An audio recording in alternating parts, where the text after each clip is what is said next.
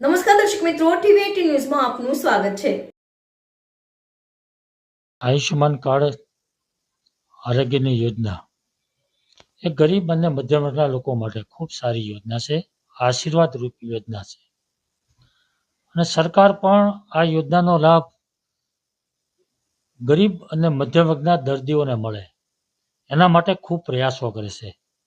સરકારની મનસા ખૂબ સારી છે, પરંતુ આરોગ્ય વિભાગની બેદરકારીને કારણે, અધિકારીઓની અણાવડતને કારણે આ યોજનાનો લાભ લોકોને લેવામાં ખૂબ મુશ્કેલી પડે છે, તકલીફ પડે છે।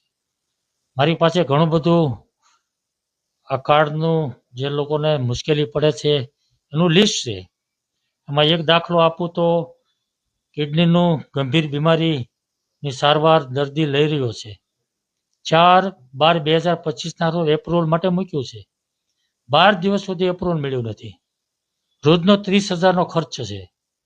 એપ્રુવલ નહીં મળવાને કારણે ગમે ત્યાંથી એની પૈસાની વ્યવસ્થા કરી સ્વખર્ચે, પોતાના ખર્ચે અને અત્યારે સારવાર લેવી પડી છે। તો આવી તો અનેક લોકોને મુશ્કેલી છે।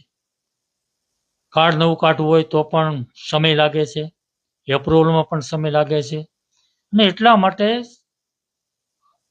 આરોગ્ય મંત્રીને મેં આ વિષય ધ્યાન પર મૂકવા માટે એક પત્ર લખ્યો છે કે તાત્કાલિક કાર્ડ નીકળવા જોઈએ અને એપ્રુવલ પણ તાત્કાલિક મળવું જોઈએ।